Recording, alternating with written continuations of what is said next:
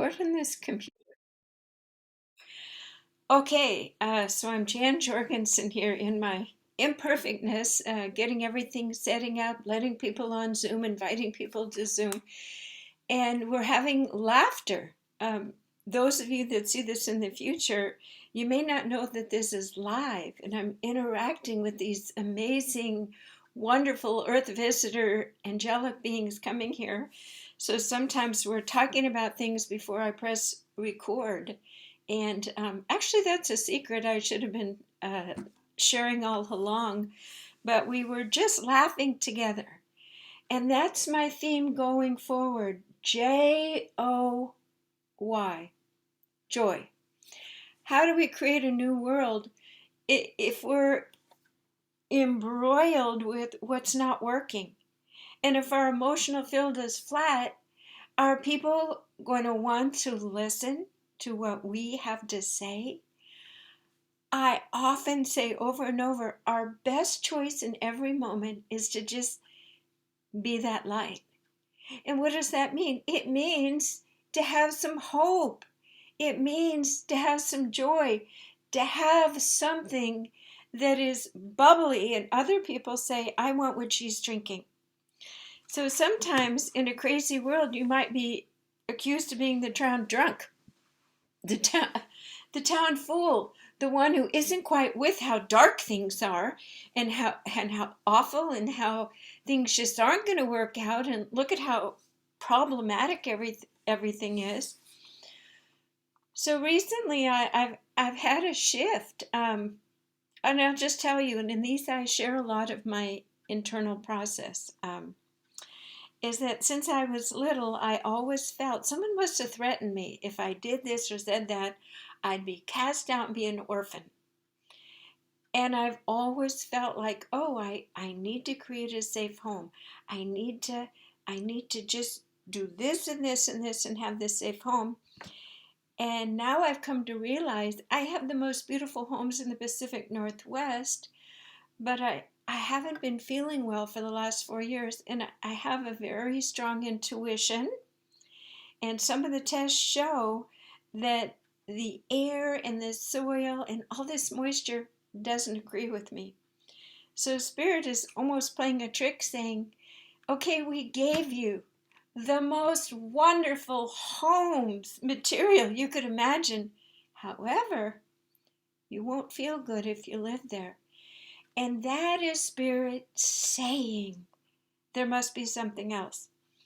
And that something else is to go out where it's drier. So suddenly, something got galvanized in me. I can travel. I can justify leaving these beautiful homes and just come back and experience them when I'm dried out. So this is the most perfect setup, and it takes me right back to home is where I am. It's not where there's a beautiful house that says I'm home, because that might not work for me. Home is where I am. And I often go back to a lifetime that I've had a lot of intuitives work with me. And when I first left my marriage about, 17 years ago, I didn't know what energy was or meditation, or I had a hint of spirituality. But we had a family reader come before I was divorced, and this is what she said. There was a lifetime in France where you walked around with this. I actually have this, and I've been all over France with it in the last, since my divorce. Playing mindlessly, joyfully, in a gypsy style fashion. And she said, Jan, in that lifetime, you went from town to town, and you were in a gypsy wagon, and you sang.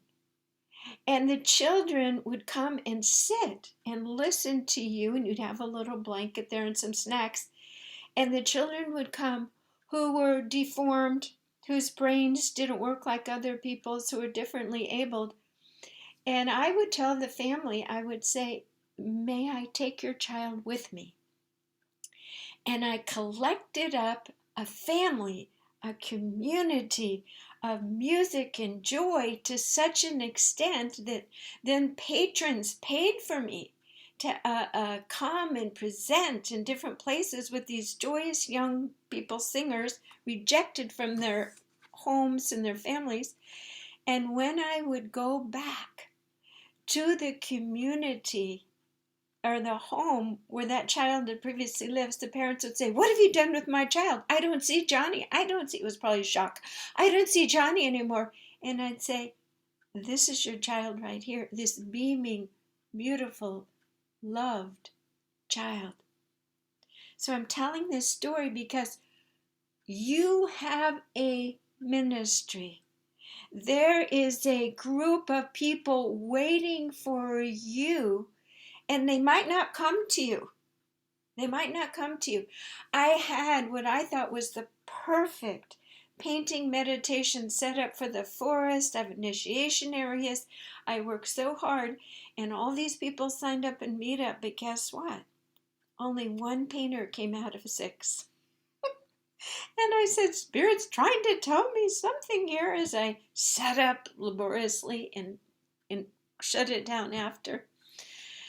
So this idea of being a person who goes out and works with the image of orphan, separation, not loved. And I'll tell you, at a certain level, if you're listening to this, the minute you were born, you looked around and you said, "I'm not in heaven anymore. I'm not in Kansas anymore. I am not in a safe vibrational milieu." But now you've grown up enough to know that you carry the light. You carry the answer, you carry the vibration, and we can't dim it down anymore. So you have a very special mission related on what you love to do. And Spirit will give us breadcrumbs. When this woman, Myri, came and told this story to my family, and this was like 30 years ago, she planted a breadcrumb.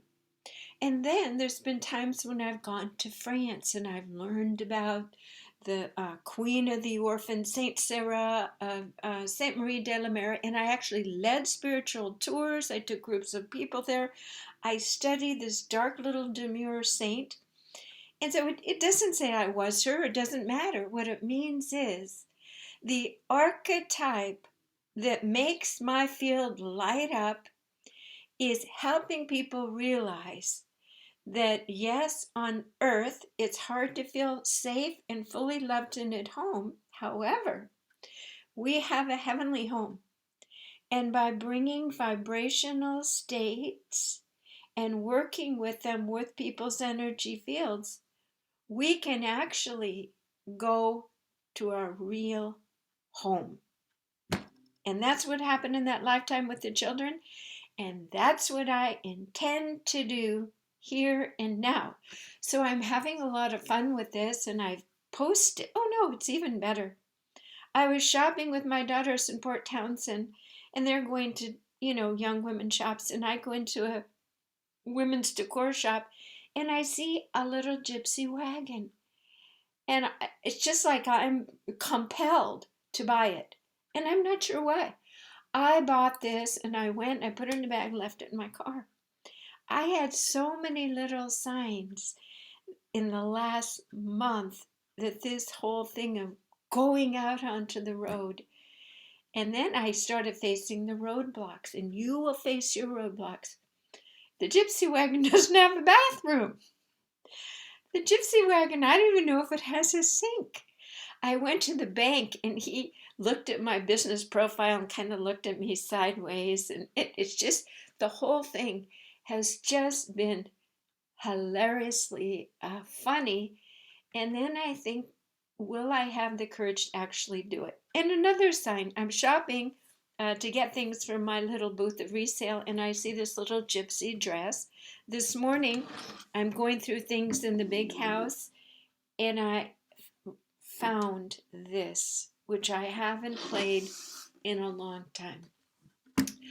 So why do I bring up my own personal stories? Because I know that there is a ministry, a passion within you, and it may not happen in your old picture of what made you happy on this earth.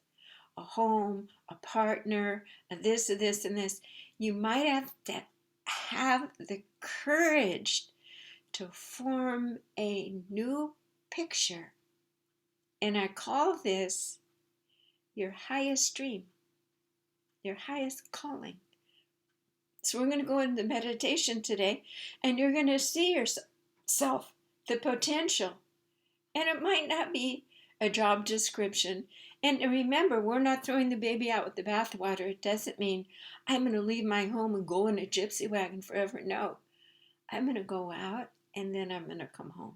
I'm going to go out and simultaneously I'm going to dry out. And then I'm going to come home and enjoy the beautiful homes. And before I get dampened and sickened again, I'm going to go out again. So think about this. And you may not be able to see it. It might take other events that feel uncomfortable and challenging at the time to keep pushing you towards this happy, crazy, never been seen before on this earth. Why? Because it's just for you. And it's your calling, and it is calling you. Okay, so take a deep breath through your nose and out through your mouth. We're going to begin the process. Imagination. You've made it this far. Why not be happy? You've earned it.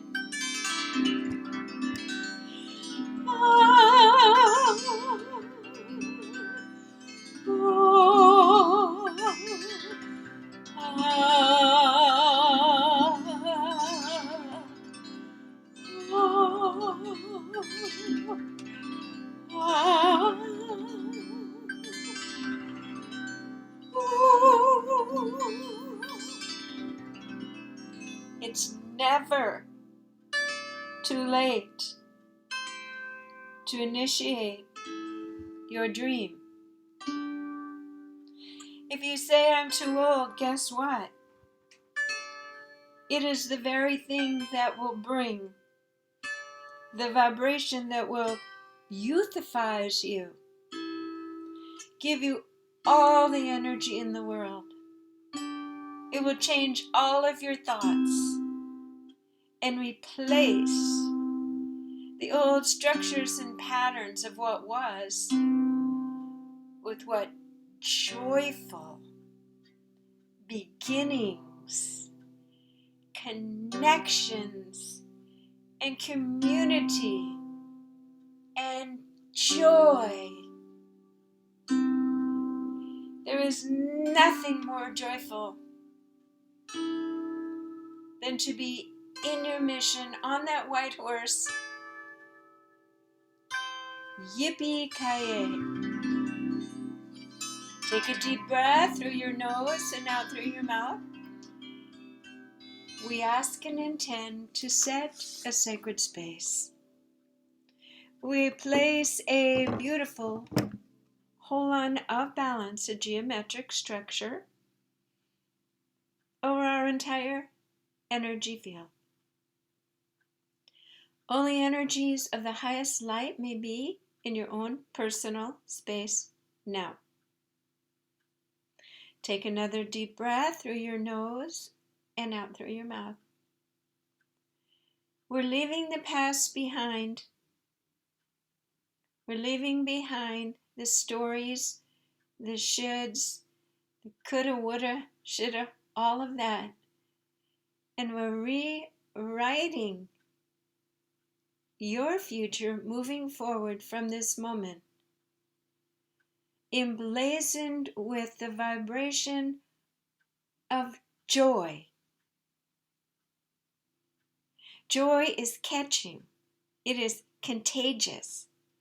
So catch this joy yourself. This meditation today is to imbibe and embody joy so that it's palpable within yourself. And yes, it is this easy. I'll tell you why. because it's the ultimate healer. There's no room for the old vibrations. It is a law of physics that everything moves toward the higher vibration. So if you are vibrating at joy, there's nothing to heal. It's gone. It's dissolved. Relax into this universal truth. It's actually mathematical. Take a deep breath through your nose and out through your mouth. We ask and intend to begin to raise our vibration. We've removed our own past. We remove everyone else from our energetic field. Why? Because a lot of times people around us, they get a little tweaked or uncomfortable or challenged if we change. If we change it up in our routine. Because they are expectant and assuming that we're going to hold the same vibrational profile forever. And how are they going to change unless we're the model? So we're doing this for ourselves and for our children, for the other beings in the community, that change is possible. And it's deliciously happening through you. So many of us think, well, I can't really focus on myself. This is the best thing you can do for other people, is to be happy and joyful. So, I'm going to give you your magic wand. And I just happen to have one right here. Hopefully it's all charged up. Oh yes, there she goes. We are in a semi-relaxed trance state. And now we are going to still our mind. No thoughts. Relax. We want to see the future, so we are stilling our mind. We are letting the monkey mind, ego, rest, that often wants to keep us in certain patterns for pretend safety. And take a deep breath. And listen, I know the women on this call and those that listen have lived long lives, and guess what? We do know how to keep ourselves safe. We do know how to balance a checkbook. Well, pretty good. We know how to feed ourselves and do all of the things. So you're equipped with what you need to stay safe and to make this change, this transition into your highest dream. Your magic wand is your heart, not your mind. So take a deep breath and take your attention into your heart, because that is where your heart, that is exactly where it is your heart that holds the dreams. They're not fantasies. They're only fantasies because they haven't happened yet and because you haven't realized them. Even Walt Disney dreamed of a mouse, dreamed of Fantasyland, etc. You are dreaming of your queendom, your kingdom, and how it's going to be from your highest dream moving forward. You don't have to know how. You don't have to know when.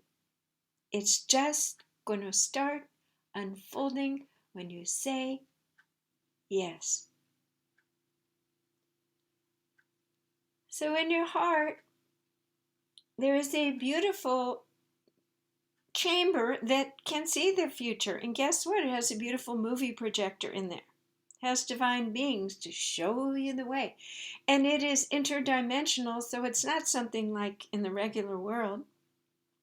So just let go of your thoughts of what it should be, and just, we ask and intend to go and reside in our true heart space now. Excellent. Take a deep breath through the nose and out through your mouth. And find yourself within your heart in a beautiful big velvet throne chair to watch the majesty of your highest dream unfold before you. Now it's going to be different for each of us. Some may see a trumpet, da-da-da-da, and a scroll roll down with moving words and flaming pictures. It might be the movie screen. To avail yourself of the images and future occurrences in people or places. This is dreaming out loud within the inner realms of your being, in your heart, that can show you your highest, joyous point in the future. It might just be a feeling, it might be colors. So we're going to take a few moments, a few wordless moments to deepen, deepen, deepen, deeper into our inner realm, and let these visions and pictures and joyful vibrations come forth in future visions and feelings.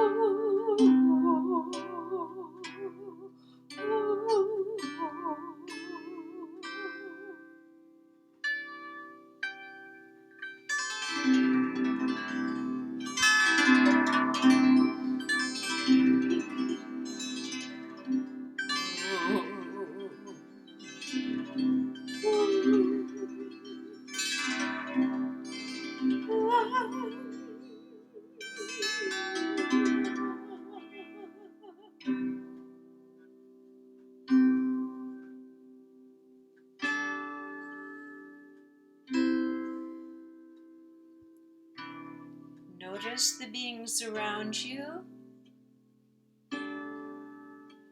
colors, the smells,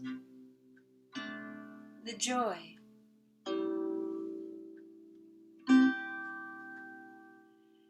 Make a decision in your heart to move towards this.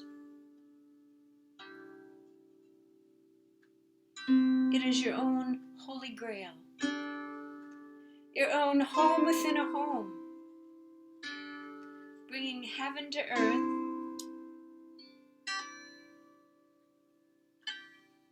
through you.